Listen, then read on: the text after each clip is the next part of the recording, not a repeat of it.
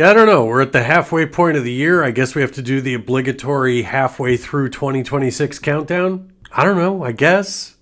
Yeah, these are the top 13 horror movies of 2026 so far. What's up, cretins? What's up, creeps? My name is Chris. I am the only person talking horror on the internet. We hit 5,000 followers. Thank you so much. The road to 10K starts now. 2026 has been an indisputably great year for horrors, and there's plenty left on the horizon. I've personally logged 82 horror movies so far this year. So let's count down my top 13 of 2026. Note, these are not necessarily in the order of what I feel to be best. These are based upon my personal preference. And of course you are entitled to yours. But of course you knew that, so let's stop lollygagging and start the countdown with number 13. Deep Water? Rennie Harlin's plane crash turned shark attack movie was an unexpected delight for me. Yes, the dialogue is laughable, the situation's inane, and the amount of times that he pans out to show the entire scope of the disaster would pickle your liver were you to take a shot every time he does so. But at its core lies the heart of the summer blockbusters that we all used to flock to before superheroes dominated everything. Number 12, They Will Kill You. Releasing a week after the similar Ready or Not 2 and with a similar enough storyline, They Will Kill You was doomed to comparison from the start. Thankfully, a commanding performance by Zazie Beetz, a supporting cast featuring Heather Graham and Patricia Arquette, and the willingness to go off the rails in the best way as it does, made They Will Kill You a distinctly different and able to stand on its own film, despite the CGI that I didn't love in the final act. At number 11, we've got The Backrooms. Kane Parsons' debut feature isn't for everybody. It's slow-moving, it's complex,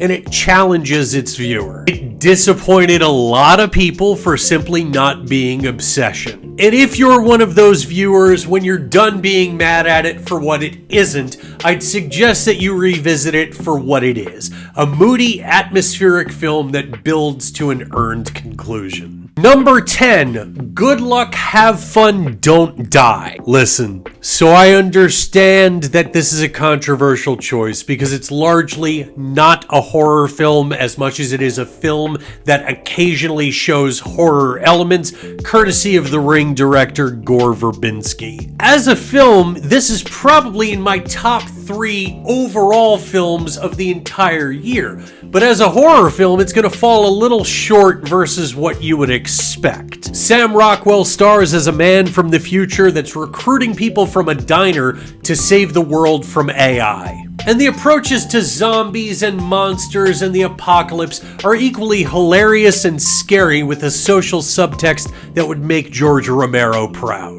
Number 9, Saccharine. The smallest release on my top 13 so far, Saccharine was a new film from Relic writer-director Natalie Erica James. James delivers the story of Hannah, a medical student with body image issues. Hannah begins taking a weight loss drug that upon analysis she discovers is comprised of human remains. And that's just in the first 20 minutes or so. Saccharine sits alongside The Substance as a warning about both vanity and the consequences of not learning to love yourself, but with a more disturbing and less satirical tone.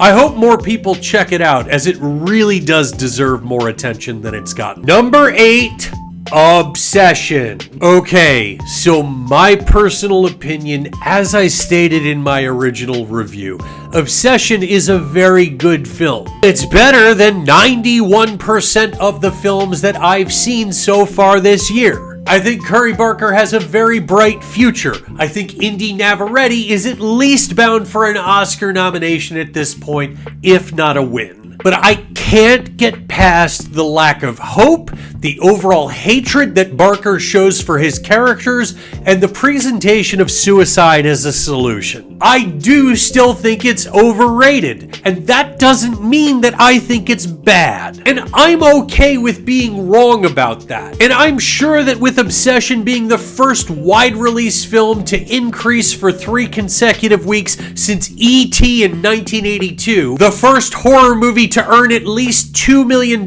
per day for 40 days and counting, the 6th highest grossing horror movie of all time, and a cultural phenomenon that's already changing the way that films are being made, the people behind it could give a fuck less about hearing me say that it's my number 8 instead of number 1. Congrats on all your well-earned successes, guys, and cheers to the next one. Number 7, Ready or Not 2, Here I Come. So nobody needed a sequel to 2019's Ready or Not, right? As much as we all love Samara Weaving's blood-spattered bride, everything that needed to be said happened in the simple story that was told in the first film. Leave it to radio silence to pick up right where they left off 7 years later and justify both the continuation of the story and the expansion of the universe. This was a blast from beginning to end and converted me from being skeptical about a sequel to being hopeful about a trilogy.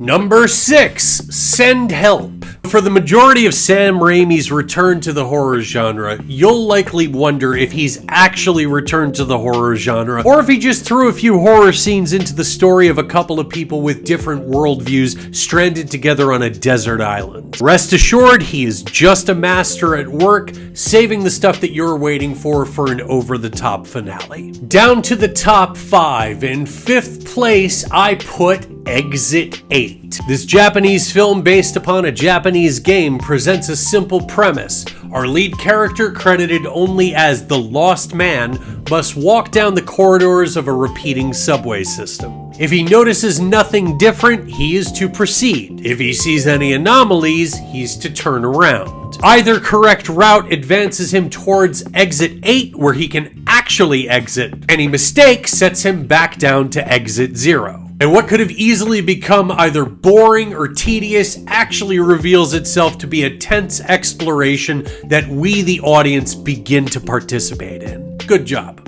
Number 4, Undertone. I was convinced walking into Undertone that it would be overhyped and it wasn't going to satisfy the expectations that I had heard based upon its festival experiences. I took the advice of everyone who insisted to see it in a theater with the best sound system possible and waited an extra hour to catch it in Dolby. The result?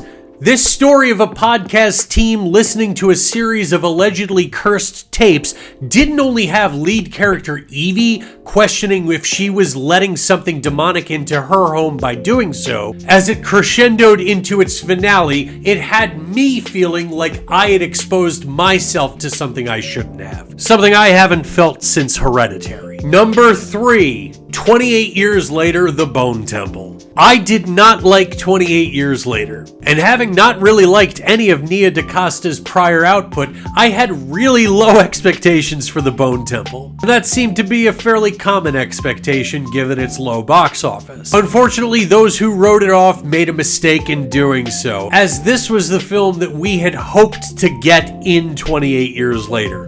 A smart, emotional film with deep characters and a satisfying storyline. Hopefully the finale to the Years trilogy and series overall can maintain this level of quality. Our runner-up, number 2, Primate. Yeah, the monkey movie. And yeah, I'm just as shocked as you. I think a lot of why I thought so much of Primate has to do with its approach. It's not trying to be anything more than it is. There's no deeper meaning or subtext. It's very simply monkey killing the shit out of people for 89 minutes. But this isn't your standard creature feature or animal attack film. Primate is a slasher through and through. The killer just happens to be a monkey, and his weapons of choice just happen to be his fists. It's got a score that's evocative of the best of Carpenter's work in the 80s, and the effects are almost entirely practical.